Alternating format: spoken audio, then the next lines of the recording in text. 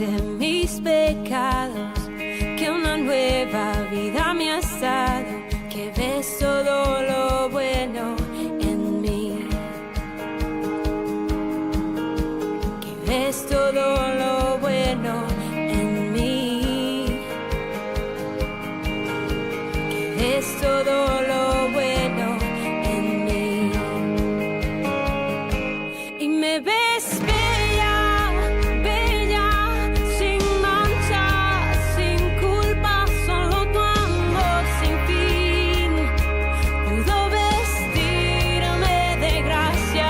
Tú me ves bella, bella, sin mancha, sin culpa, solo tu amor sin fin llenó mi corazón para encontrar y aceptar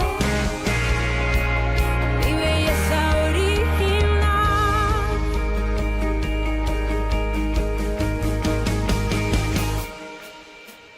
Me llamaste por mi nombre, tu voz de amor me transformó, me dio el valor para mirarte, levantarme y caminar, seguir tus pasos, seguir tu voz, seguir tus pasos, seguir tu voz, seguir tus pasos, seguir tu voz. Y me ves bella, bella, sin mancha, sin culpa, solo tu amor sin fin pudo vestirme de gracia. Tú me ves bella, bella, sin mancha, sin culpa, solo tu amor sin fin llenó mi corazón para encontrar y aceptar mi belleza original.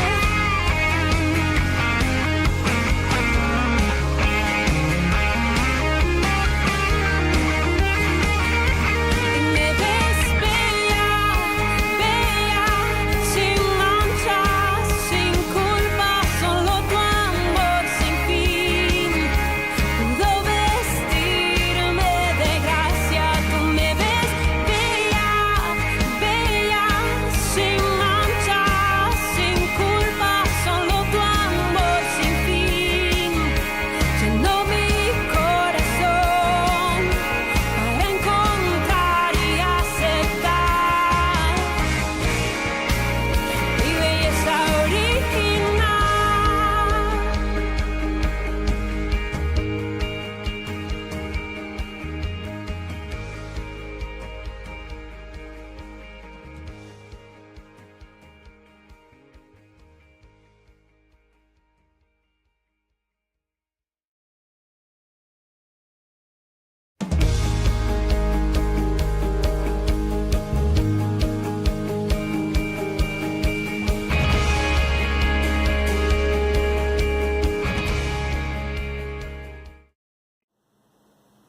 They say a picture is worth 1,000 words. Well, what we just saw there was the equivalent to an entire set of Massachusetts Citizens for Life encyclopedias. And by the way, the music you heard during that slideshow was provided by a rising star within the Hispanic community named Carrie Marquez. The name of the song, Original Beauty. We learned about Carrie from our friends at the Pro-Life group in Lawrence, who you'll hear from shortly, and we thank Carrie so much for dedicating her talent to our program today. Welcome to Massachusetts Citizens for Life first ever virtual fundraising banquet. I'm Myrna Maloney Flynn. It is an honor to serve as the president of this amazing organization. Before we get started, I have a special message for you right now. Thank you. Thank you for the support that you have shown in the past and for the support that you will show today. Our banquet theme is Love, Fight, Thrive. Your support for Massachusetts Citizens for Life is a selfless act of love. When you support MCFL, you make a vow to fight alongside us as we aim to restore respect for every human life, born and preborn. And because of you, MCFL has and will continue to thrive. Because of you, my team and I accomplished much in the last year. First, we established a new chapter in central Massachusetts, bridging the gap between the eastern and western parts of the state and welcoming pro-life advocates from dozens of towns who now stand alongside all of us in our fight to protect life throughout the Commonwealth. This spring, we forged a partnership with the Alliance to Stop Taxpayer-Funded Abortions, and together we will inform our friends of how the state uses their hard-earned money to fund abortions daily. And we will get this issue on the ballot, and we will empower voters like you and me to put it where it belongs. History. And because of you and your generous support, my team and I have been able to continue our fight to block the ROE Act, a bill that would allow a 12-year-old to obtain an abortion without her parents knowing about it.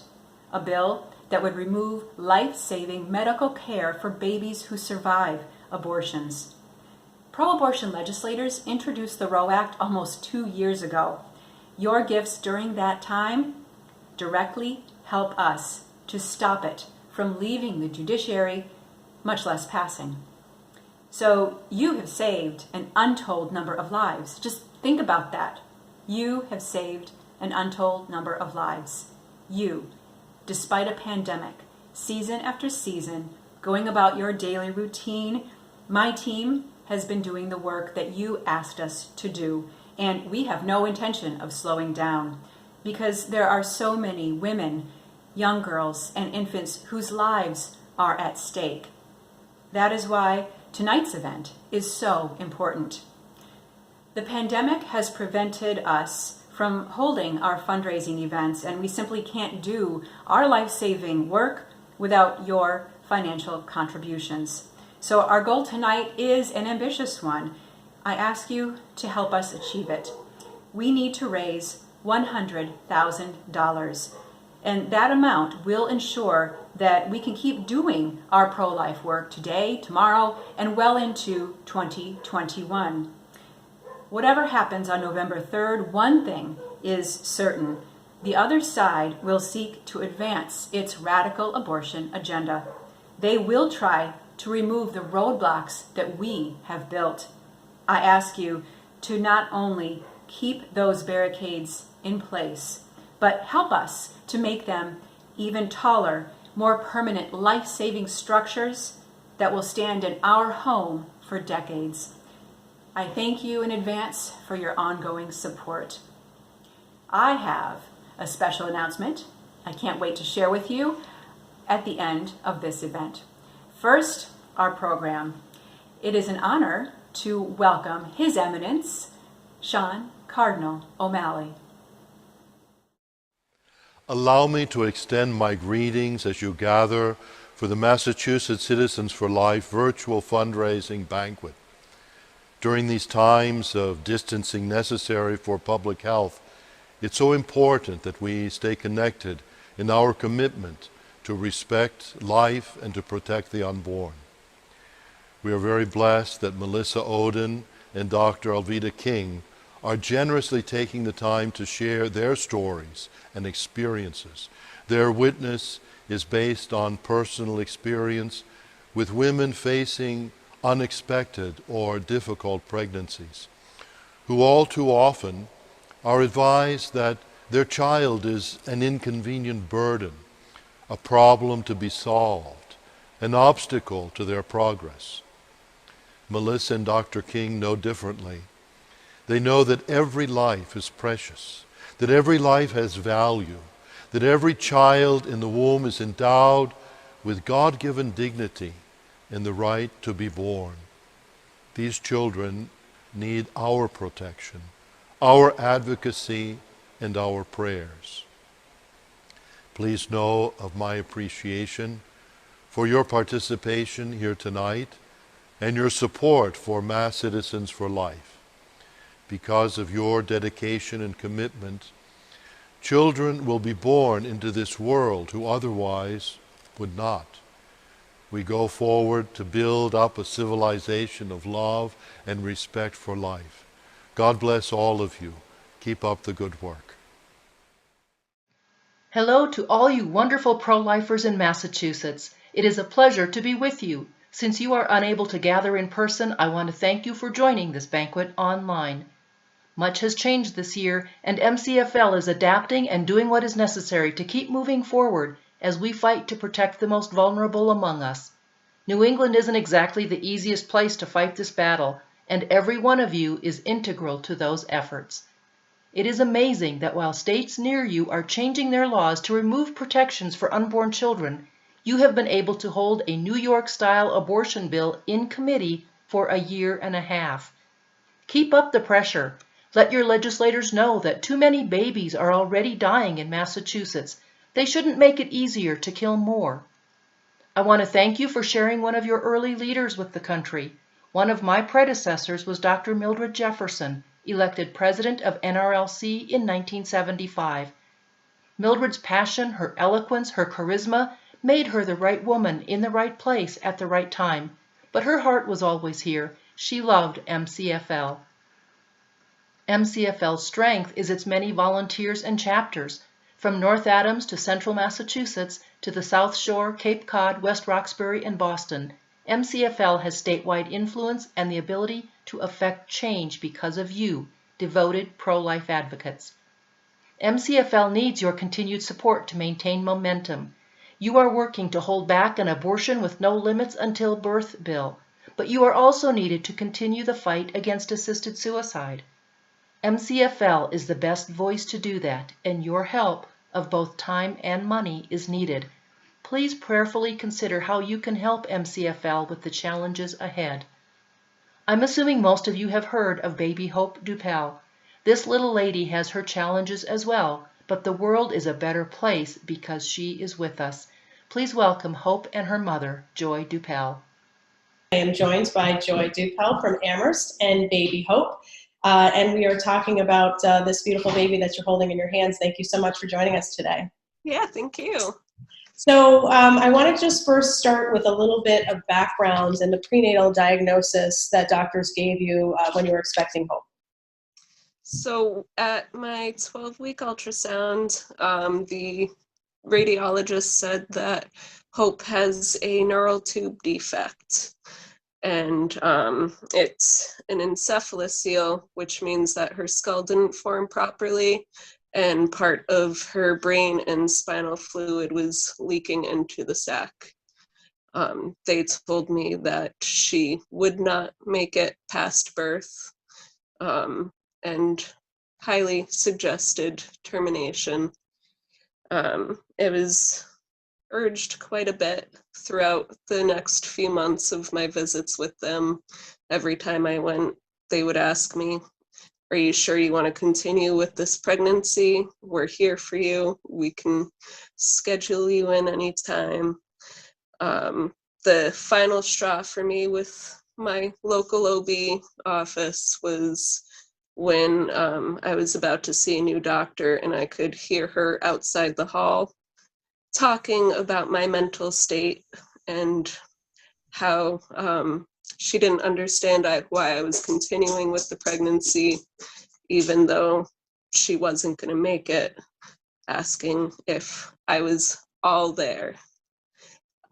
So I stopped going to that office and I scheduled an appointment with Boston. We met with Boston Children's Hospital, and they gave me a slightly brighter outlook for her, but not much. It was still pretty grim, and I started seeing an OB at Brigham and Women's, who they were wonderful, very supportive, and respected my decision. And how old is baby Hope? She just turned 9 months old. So how do you feel when you articulate that and you think of what the doctors had said to you back then, especially a doctor questioning your mental state as far as carrying the pregnancy through? Angry, very angry and heartbroken that they would just write my daughter off like that, and countless other children who may have a future. And tell me a little bit about your husband and your background. You also have a little boy, Dimitri? Yes, he's 4 years old now. And yeah, my husband and I both grew up in households that were religious, and my husband grew up Catholic. I grew up Christian. And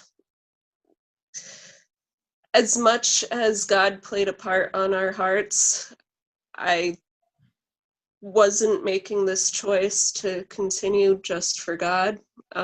We both have a very high respect for life, and we make these decisions and we have to follow through with them. And, you know, we both tried for 2 years to have hope.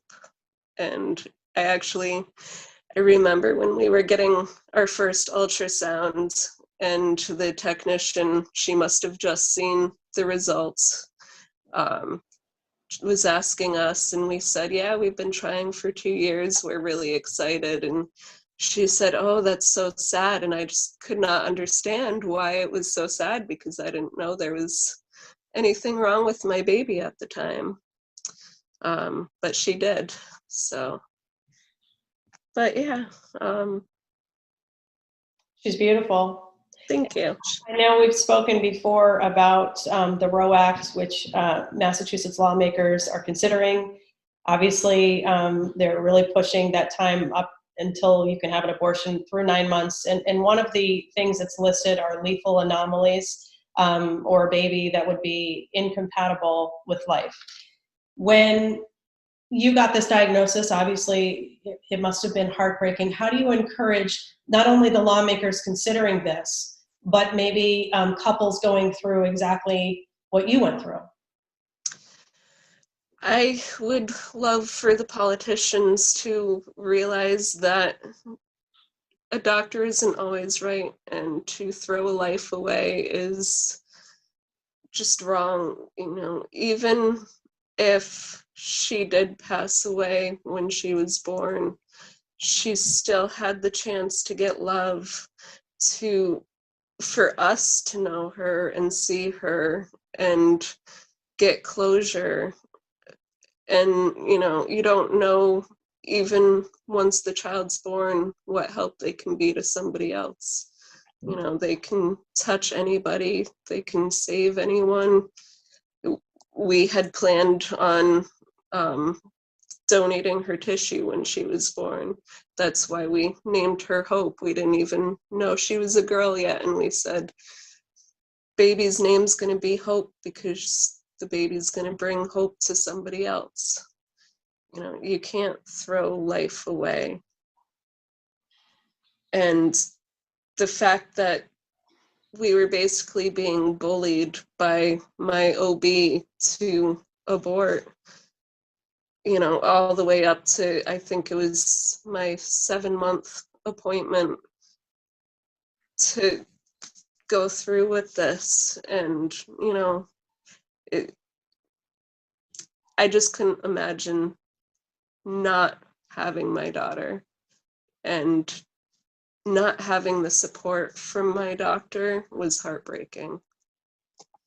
If these politicians pass this law, it will mean that my daughter's life was not valued by anybody except for me. We want to thank you so much for joining us. And she's beautiful. How's she doing?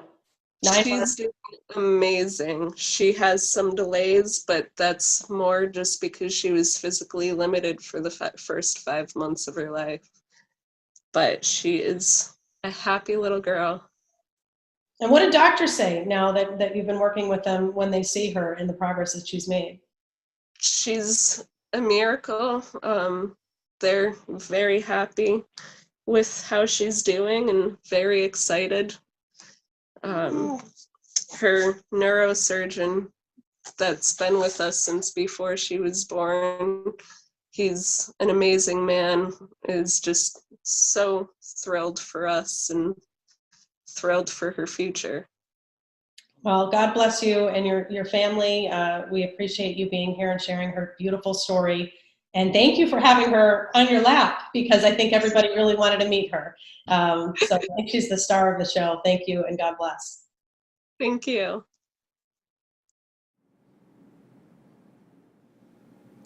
I want to thank Joy for sharing her amazing story of choosing life for her infant daughter Hope and baby Hope's incredible will to live and thrive. Hello, I'm Catherine Roman, Treasurer of the Massachusetts Citizens for Life. It is my honor to serve alongside all of you in the pro-life movement. Love, fight, thrive. That's the theme for this year's annual fundraising event, our most important fundraising event of the year. MCFL exists because of its love for all human life, a love that we know you earnestly and eagerly support as well. In recognition of the fact that each human life is part of a continuum from conception to natural death, the mission of Massachusetts Citizens for Life is to promote respect for human life and defend the right to life of all human beings, born and preborn. You are the reason we have successfully advanced this mission for the last 5 decades, and because of your generosity and ongoing support, we will continue to thrive in the critical years ahead. We will never know how many lives we have saved over the years, how many hearts we have changed, but we, you, have done just that with your gifts to MCFL. As the largest and longest serving Right to Life organization in New England, MCFL has fought for your pro-life beliefs since 1973. And despite the continuous attacks on all fronts, we continue to thrive and to influence public policy and engage in comprehensive educational and legislative activities.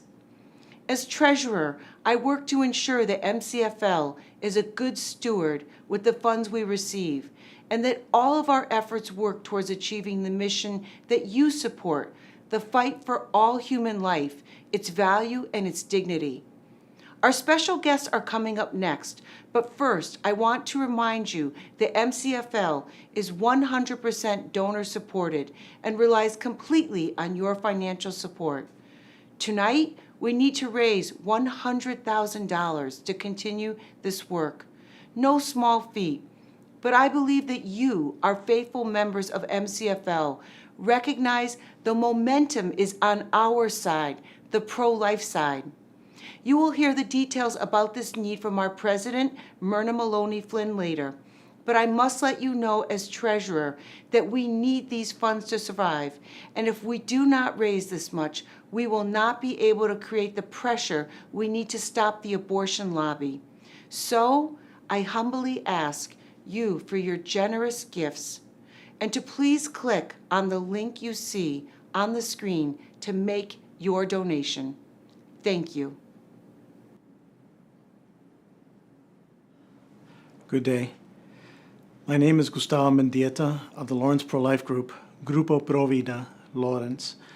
Located at St. Patrick Parish in Lawrence, I've been an active volunteer for about 5 years, working to end legalized abortion, save the lives of both the baby and the mother, and to educate the Hispanic Latino community of the evils of abortion and how it affects our community directly and indirectly. Our group has organized running rose drives, baby bottle drives, collecting signatures for pro-life ballot initiatives, holding a day of remembrance for the unborn, and much, much more.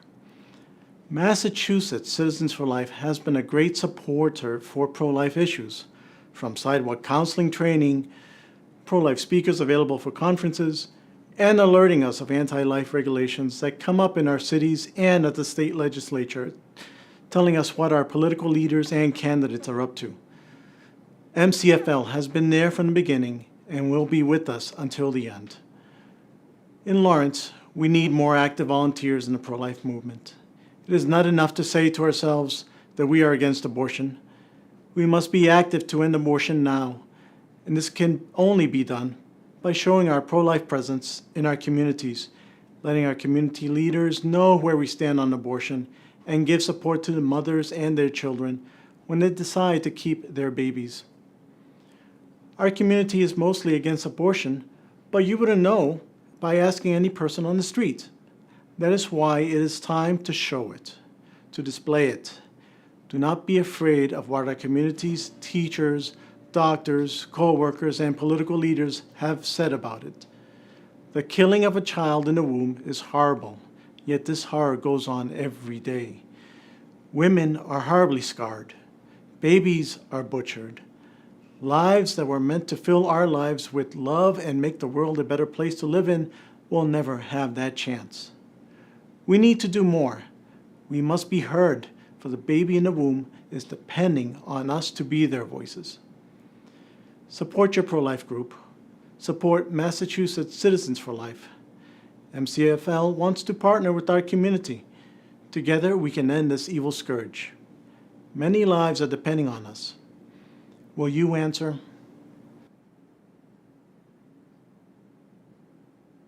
Hello, I'm Bob Joyce, a longtime supporter of Massachusetts Citizens for Life and a survivor of coronavirus. Today, the challenges with respect to vulnerable elderly life are greater than ever because of doctor-prescribed suicide and the coronavirus pandemic. Mass Citizens founder, Dr. Joseph Stanton, told us that the highest privilege and the most profound obligation of a caring and humane society includes protecting human life, as he said, at its so often dependent close. Mass Citizens knows that the deeply flawed doctor-prescribed suicide bill would increase the already astronomical incidence of elder abuse, and that coronavirus increases social isolation and breeds medical fear, and that some will exploit the crisis to push doctor-prescribed suicide, and that some lonely, vulnerable, elderly patients will give up on life. I know about this from my personal coronavirus experience. On my way to the ICU, I was told that I might be only 15 minutes away from being sedated, intubated, unable to speak, hands tied to a bedpost, on a ventilator for 3 weeks or more, and that I might not make it. I told the doctor about my respect for life and my desire to do everything to fight for it. With lots of prayerful, loving support, I was blessed to recover without a need for a ventilator. But serious medical events, whether related to coronavirus or not, can easily intimidate elderly patients. I thought about how tragic it would be to be elderly, lonely, fearful, and feel pressured to devalue one's life to free up a hospital bed or to avoid being sent to a dangerous nursing home, and to have to face such a life-threatening challenge without preparation and loving support. I thank organizations like Massachusetts Citizens for Life for providing such preparation and loving support, for fighting for patients and individuals like me against the evils of doctor-prescribed suicide. That's why I support MCFL and why I urge you to do so. If we don't do it, it won't get done. Thank you very much. Thank you to Bob for sharing such an inspirational story of survival. There are many more such stories still ahead, plus the special announcement I mentioned earlier. But first, I'd like to thank each of you who has already made a gift to Massachusetts Citizens for Life. Our $100,000 fundraising goal is a lofty one, but I'm confident that with each of you helping us, we will attain it, if not surpass it. So I encourage you, if you have not yet made a gift, to either call us at 617-242-4199 or make a gift online at masscitizensforlife.org/2020give. Now, It is my pleasure to welcome a longtime Massachusetts Citizens for Life friend, Dr. Alveda C. King. Dr. King is the daughter of the late slain civil rights activist Reverend A.D. King and his wife, Naomi Barber King. She is the niece of Dr. Martin Luther King, Jr. Alveda is the grateful mother of 6 children and a doting grandmother. During the more than half century of her life, Alveda has worked toward promoting equal rights for all human beings, as she says, from womb to tomb. Her eloquent defense of women and the preborn throughout her life continues to inspire us. She currently serves as Executive Director of Civil Rights for the Unborn at Priests for Life. Springfield reporter Carolee McGrath recently spoke with Dr. King via video call. So I am joined by Dr. Alveda King, who's the Director of the Civil Rights for the Unborn and also a spokesperson for Silent No More, a ministry of Priests for Life and pastoral minister as well for Priests for Life. And we're talking about some, very important topics. Thank you so much for joining us today. Thanks for the opportunity, and hello to everyone. Well, Massachusetts is very excited to hear from you, and our theme this year for the dinner for Mass Citizens for Life is Love, Fight, Thrive. Now, you've been a champion for life for many, many years, but we look at, the society, and we've been fighting for nearly 50 years against abortion. How important is it to fight with love, to lead with love, and what love have you seen as somebody who's just been so passionate about this within this movement? Well, when I think about my visits to Massachusetts and my times spent there with the pro-life community, I have felt so much love, encouragement, and excitement. And regardless through the years who was president or what was happening politically, there's such a strong pro-life effort. Now, we know when we say pro-life, we mean from the womb to the tomb, not just for the baby in the womb, not just for the mother, not even just for the father or the family, but for the whole community. And it takes caring, it takes love and commitment and involvement.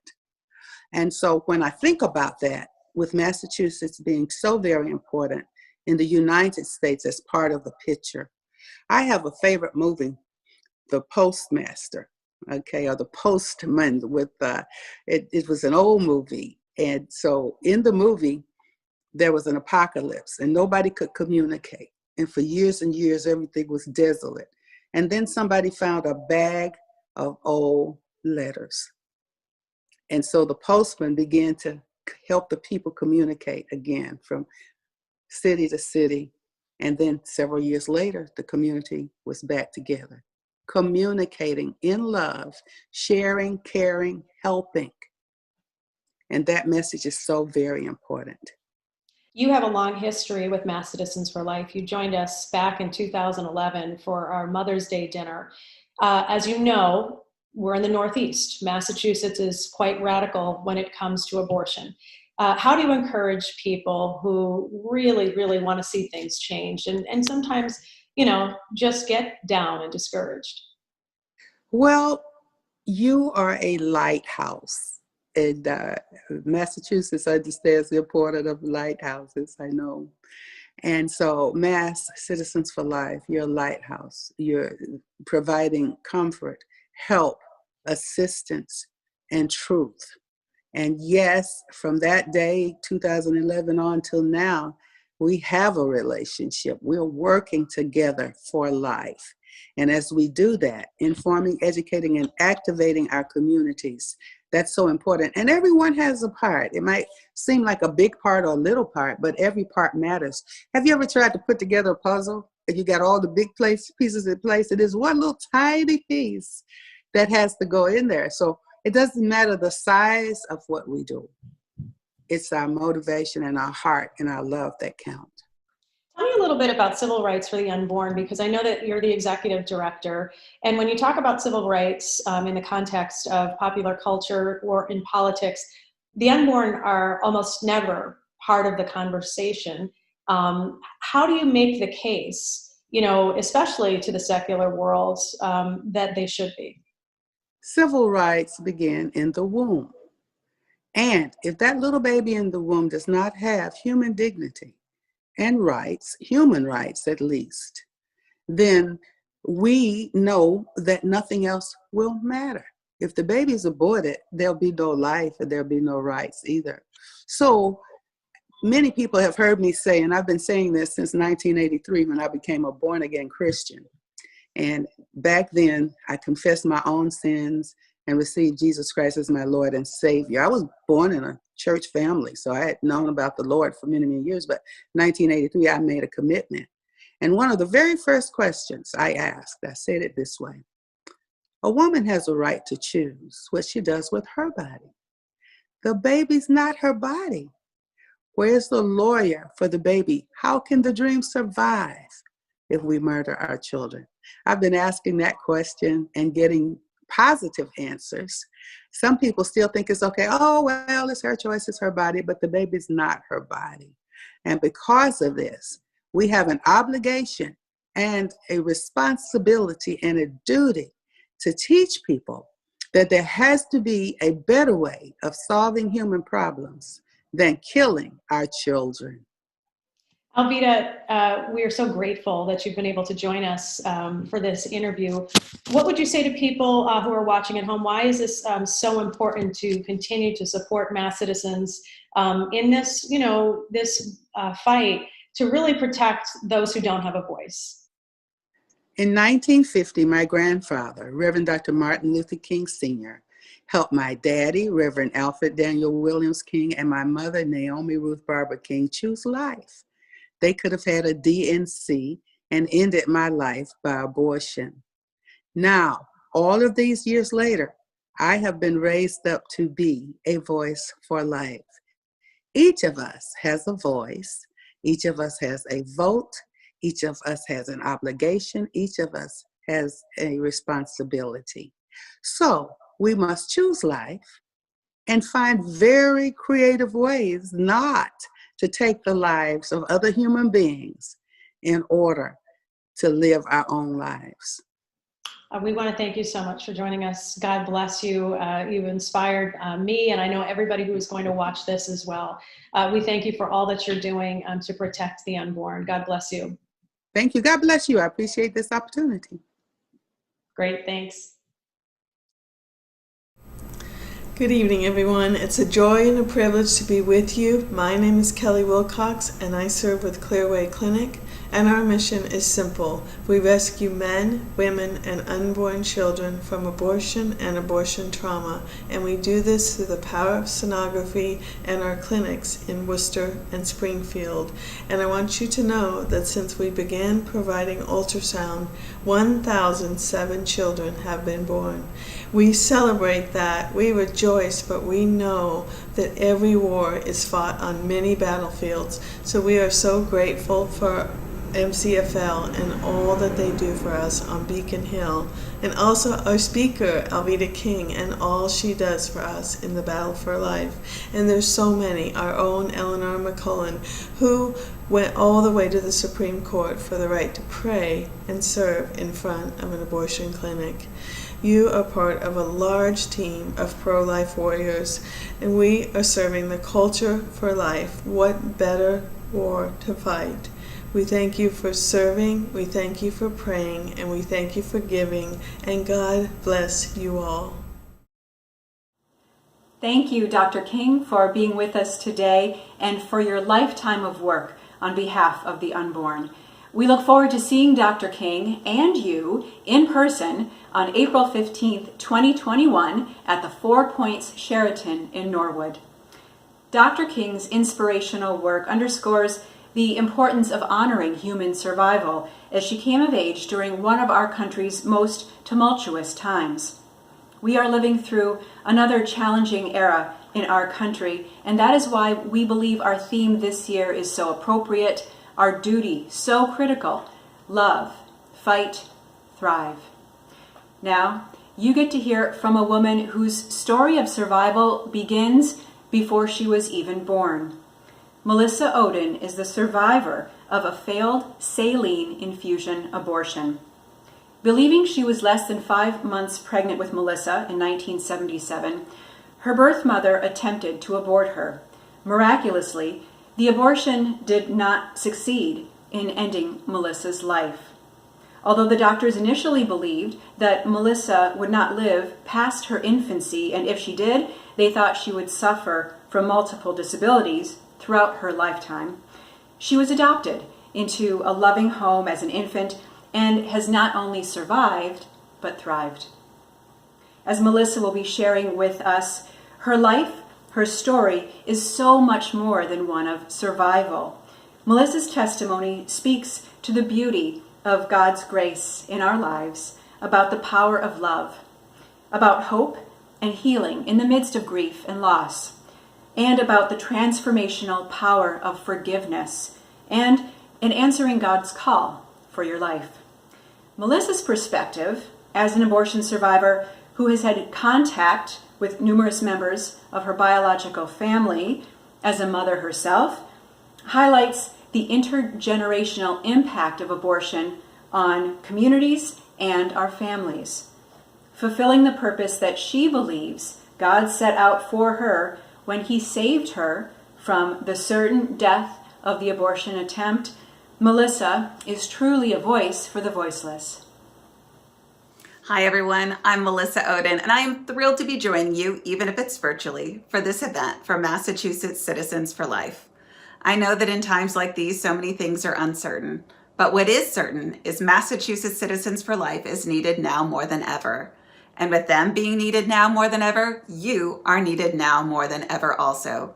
Because as we're facing uncertain times and difficulties, we know so many women and men and families are being impacted by this.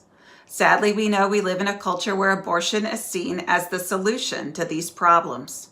I want to first of all thank Massachusetts Citizens for Life and each and every one of you for standing in that gap and meeting the needs of women and men and children and highlighting the inherent dignity and beauty of every human life and fighting for it. Whether it's on the sidewalks or legislatively, this is a front we need to continue to be fighting on even in the midst of uncertain times.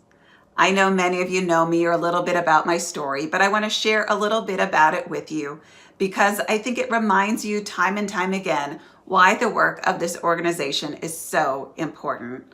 I can age myself very quickly. I just turned 43. Shh, don't tell anybody.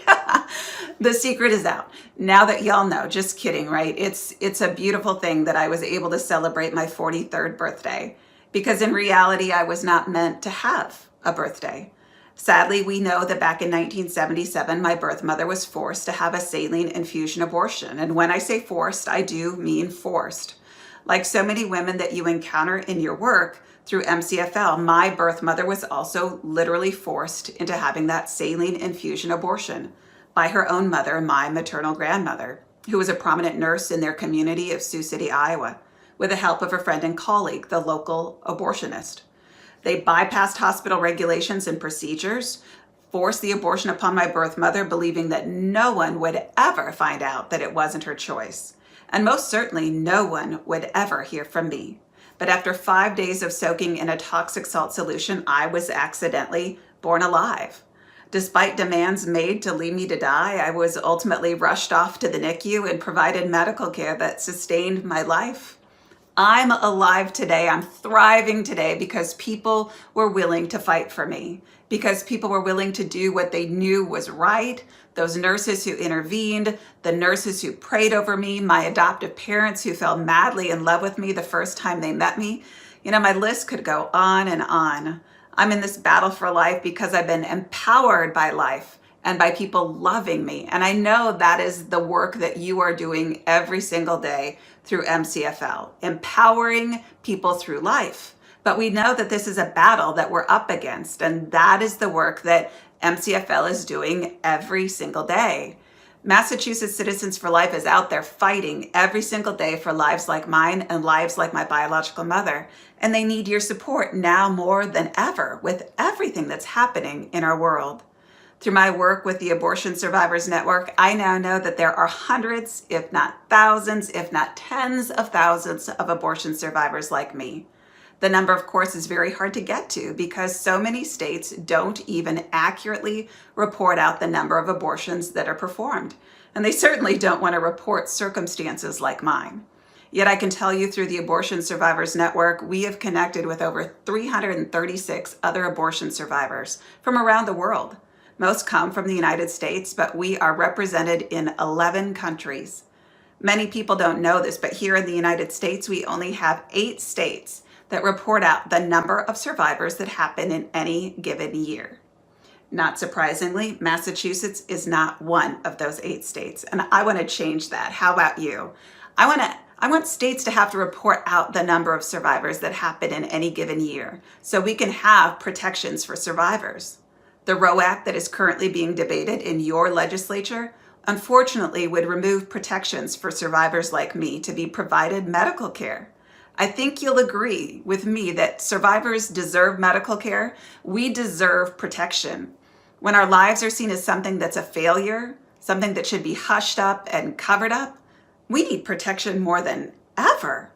If you agree with me, I hope that you give your support to Massachusetts Citizens for Life. They're leading the way to make sure that the ROE Act doesn't lead to more circumstances like mine, where sadly children are not immediately provided medical care. Thank you all for your generosity, your love, and your continued support of Massachusetts Citizens for Life. Because of your support, more lives like mine are going to be saved. More lives like my biological parents will be transformed, and more families will be having a dramatically different experience. Not the kind of pain and suffering that I faced in my life and my biological family has faced in theirs. Thank you so much for your continued support, and I look forward to seeing you live on May 11th of 2021. I'm looking forward to it, and I hope that you are too. Hello, everyone. My name is Matthew Hannafin, and I'm a proud member of Massachusetts Citizens for Life. I have the daunting task to make the case for why Massachusetts Citizens for Life needs but deserves your financial help. It isn't daunting because of the cause itself. It's daunting because if MCFL does not raise the $100,000 needed by the end of the month, we face a more challenging battle ahead. You see, I've worked with MCFL for the past 11 years, in many different capacities. 5 years ago, I left my full-time position at MCFL to pursue a career in Washington, D.C. Despite living 500 miles away, I still work closely with Myrna Maloney Flynn, MCFL's fearless president, and the MCFL staff on a regular basis. And I can assure you, there is no organization that is as dedicated or works as tirelessly as the Massachusetts Citizens for Life organization. And I work with a lot of organizations. Now, you may be asking yourself, but is MCFL making a difference? And I can say with certainty, you and your fellow MCFL members are making a profound difference in the pro-life movement at the state, but especially at the national level. While the world may seem like a bleak place at times, I can assure you the pro-life movement is winning in America. Now, you may feel as a Massachusetts pro-life resident that we're always on the defense. There's a lot of truth to that. However, these are the battles that help win the war. By defeating numerous radical anti-life bills in Massachusetts, you and MCFL have either stopped or killed similar bills in other states. MCFL's theme for this year's banquet is very fitting: love, fight, thrive. There is no doubt that you're a loving and caring person. You wouldn't be devoting an hour of your time to watch this program or be an MCFL member if you were not. So I want to focus on the second part of this theme: fight. We are in the fight not only for our own lives, but the lives of society's most vulnerable: the sick, the elderly, but especially the unborn and their mothers, and all those who deserve protection. I want to put something into perspective. I'm confident you've heard quite a bit about the ROE Act that's in committee on Beacon Hill. You've most likely heard that it will repeal every pro-life law you and others have fought over the years, as members of MCFL, including parental consent laws. If passed, this bill would allow a minor as young as 12 years of age to receive an abortion without consent from a parent, a guardian, or even a judge. A 12-year-old can't even receive Tylenol in school without parental consent, but our legislators want to allow a 12-year-old girl who may be the victim of abuse to have an abortion? The ROE Act also removes medical requirements to treat a newborn baby who survives a failed abortion. You just heard from Melissa Ohden, who survived a failed abortion. This law would permit infanticide by allowing doctors to refuse medical treatment for the Melissa Ohdens of the world. And despite the pro-abortion talking points, there are many of them in society. On the other side of life's spectrum, our legislators voted to push doctor-prescribed suicide forward in committee, the furthest this bill has ever gone on Beacon Hill. This is after 10 past failed attempts to pass the bill on Beacon Hill, not to mention the 2012 ballot initiative that voters rejected doctor-prescribed suicide. But in true Beacon Hill fashion, these legislators don't care about their constituents. Did I mention our legislators are trying to force these bills forward during a national pandemic? That's right. While Massachusetts residents are suffering and dying from the coronavirus, our legislators are trying to find other ways to end the lives of society's most vulnerable. Priorities, right? I should also mention that our legislators pushed their legislative session back twice. They've now pushed it back till after the November election. And we believe they've done this because if the election doesn't go their way, they will undoubtedly try and force these two radical bills forward. We must stop them at all costs. Literally, at all costs. And this is why we're here today, and why MCFL needs to raise the $100,000 needed before the end of September. Because of the coronavirus, MCFL had to cancel or postpone all of their major fundraising events throughout the state for the entire year. Now, as I mentioned earlier, I work with many different organizations, and no organization knows how to stretch a dollar the way that MCFL does. With Myrna's leadership, MCFL has taken on ambitious initiatives to promote a culture of life throughout all corners of the state, reaching out to new audiences and trying to educate those who are not familiar with the pro-life movement to join MCFL. As a member of MCFL, I have confidence in her and the staff to get the job done. I said this was a daunting task for me, and the reason for that is we are literally in a life or death situation here. We can choose to sit back and hope for the best, but I don't want to wake up one day after losing the battle knowing I could have done more. And I know that you are the same way. That is why I am pledging to make a personal gift of $1,000 to MCFL. And I don't say that to pat myself on the back, nor do I have the disposable income to do this. DC rent is not cheap. I'm doing this because I trust MCFL and its leadership to fight on my behalf in my home state to be the voice for society's most vulnerable. I'm making this stretch gift to MCFL because they are the ones I trust in this fight to get the job done. If they cannot do it, no one will.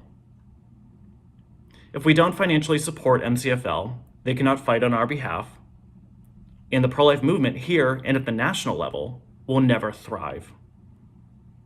And so I humbly ask you today, on behalf of Massachusetts Citizens for Life, to consider making a stretch gift to help MCFL win the fight for life in Massachusetts. Help them amplify your voice so they can reach others who have yet to join our mission, and help us build a coalition of thousands of pro-life activists in all corners of the state. It's up to me and to you, the MCFL members, to accomplish this. Please make your most generous gift today to MCFL and help them reach their ambitious goal of $100,000 between now and the end of September. The sake of the pro-life movement depends on Massachusetts holding the line. Lives literally depend on it. Thank you. I'd like to extend my sincere thanks to Matt for his generous contribution to Massachusetts Citizens for Life, not only today, but over the course of the past several years. And I'd like to take one moment to extend a special thank you to each of our presenters today. It is not easy to master this new virtual medium, but everybody did a phenomenal job, and I know you took lots of your time and energy to get your segment just right, and trust me, you nailed it. Thank you very much for participating. As we wrap things up, I ask that you please keep a couple of numbers in mind. First, we are, again, 100% supported by the generosity of donors like you. Two, our goal is to raise $100,000 during this single event, and I thank you in advance for your very generous contribution. And finally, a reminder that is not easily quantified. Your partnership with Massachusetts Citizens for Life ensures that an untold number of lives will be saved. So again, thank you for your generous partnership. Finally, the event that I've been hinting at all evening long, renowned international pro-life speaker Stephanie Gray will be joining Massachusetts Citizens for Life in a live virtual debate against the Harvard abortion rights community. This virtual event will take place in the very same way that this event has taken place. It will be held Thursday, October 29th. We will be announcing more information soon on our website and social media.